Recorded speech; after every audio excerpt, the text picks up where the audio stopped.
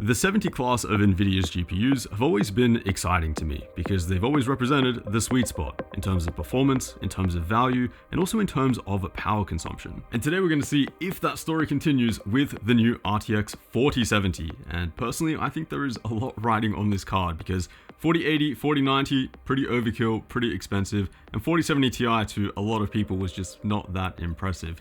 And I mean, on the surface, things are looking pretty good. The Founders Edition card is super compact, and it's basically the same flow-through design as the 4080 and 4090 with fans on both sides, but in a much smaller 2-slot form factor. In fact, the new 4070 is the exact same dimensions as the 3070, like 1-to-1, completely identical. Now, I'm not going to tell you to upgrade from a 3070 to a 4070, but it's at least nice to see at least one of the 40 series GPUs is nice and compact. What is also the same between these two GPUs, though, surprisingly, is the amount of CUDA cores, 5,888. Of course, it's not exactly 1-to-1, but you just don't usually see that. We almost always expect an increase between generations. GPU clock speeds have seen a pretty massive jump though, plus 43% there, and we do see a nice bump to the memory spec as well. 12 gigabytes of GDDR6X, basically it's an identical setup to what you'll find on the 4070 Ti. Total board power though, just 200 watts for the new 4070, which is pretty nice, but what isn't so nice is that price increase. $600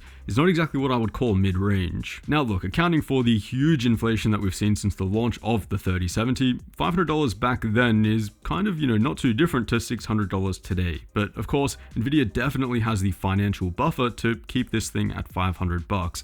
The problem is that they don't really need to because there's no real current gen competition at this price point at the moment. And at $600 US, it is $200 cheaper than a 4070 Ti, which I think we'd agree is pretty substantial. So let's fire this thing up and take a look at performance. And I wanted to experience, firsthand what you're actually getting here. So I booted up some popular esports titles that I'm pretty familiar with and ran through some matches. I mainly wanted to see whether the 4070 would be suitable for a 1440p 240Hz or even 360Hz experience. And yeah, it is pretty much there. In Overwatch 2 with medium settings, I was seeing just below 400 FPS during fights. No problem there at all with the GPU running below 200 watts. So total board power here is 200 watts, but it's by no means capped at that limit. Valorant was no problem at all, as you would expect, 500 FPS plus there when paired with the Ryzen 5800X 3D, and in this case actually the 4070 was barely pulling 120 watts. Something a little bit more demanding though, Apex with low settings seemed solid enough for a 240Hz experience, but you will notice some dips here and there in the more open areas during fights and stuff like that. Overall though, pretty decent considering that this is 1440p, and the power consumption seemed much lower than I had expected at just 150 to 160 watts here. So in a nutshell, roughly the performance here that I'd expect from a 3080 or similar, but the power consumption was easily 100 watts lower. But let's try something a little bit more demanding. How about the new overdrive ray tracing mode in Cyberpunk? This mode severely ramps up the amount of rays in any given scene, as well as ray tracing just more of the total scene in general. So here we're at 1440p, high settings with the ray tracing cranked to that new overdrive mode, and the game looks absolutely insane in terms of lighting, but at barely 30 FPS.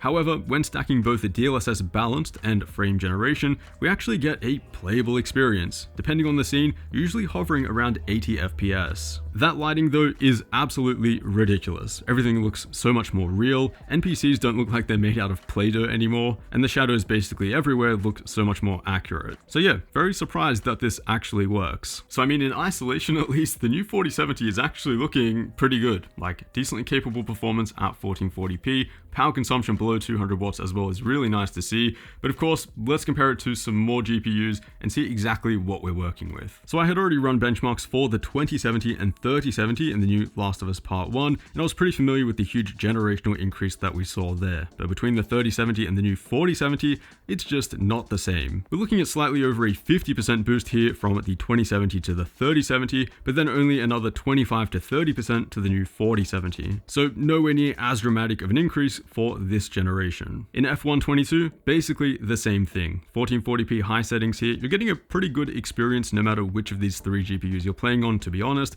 but there's definitely much more of a substantial increase between the 2070 and 3070. And mind you, that's technically at the same MSRP. The margins did look much better in Modern Warfare 2 though. Here the 4070 managed to gap the 3070 by 50%, which I will admit does turn out to be an outlier, but for such a popular game, it is pretty good to see. So first of all, let me just say if you have a 3070 or a 3060 Ti, the experience is actually pretty similar here on the 4070. It's at least within the margin of toggling off a few graphic settings here and there. But what about versus the 4070 Ti?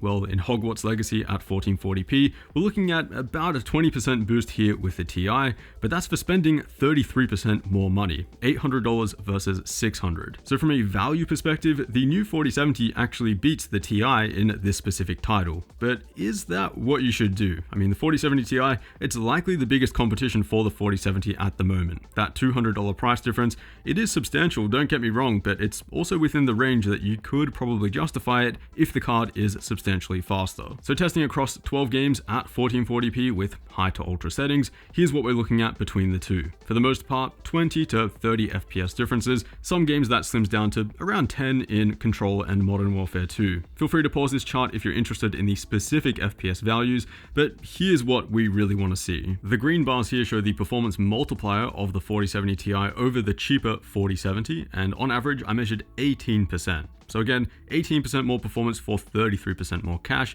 not exactly one-to-one, and so that does make the 4070 the better value option. It's not an enormous difference, after all we're talking about two GPUs on the same architecture that just released back-to-back, but for the new 4070, it is giving you slightly more for the money. In fact, an interesting comparison here is versus the 10GB RTX 3080. The performance is almost the same. The margins can swing a few percent either way depending on the game, but on average, I found that to be just a 0.1% difference between the two. Now, if you're one of the lucky few that actually managed to buy a 3080 at its $700 MSRP, I'd say your GPU aged pretty well. Only a $100 difference here over 2 years, that's not bad. In reality though, considering the 3080's market price was realistically beyond $900 US during peak demand, the 4070 isn't looking terrible in my opinion. Now here's a broader look of how things shape up in F1 22 versus the previous 70 tier GPUs like the 2070 and 3070, the rest of the 40 series lineup, as well as the GOAT of gaming GPUs, the 1080 Ti. So the 4080 and 4090 are pretty overkill for this game at 1440p, especially when you consider that DLSS is an option here that we have not used.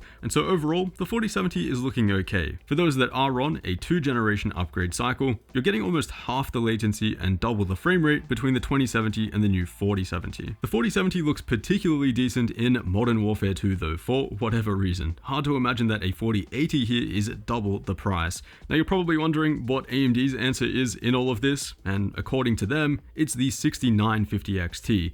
Yeah, a previous gen GPU. They've completely tanked the price of their previous flagship, and the price to performance is actually pretty good. And at the moment, there are plenty of 6950 XTs going for $650 or less, and you are definitely getting more frames here versus the new 4070.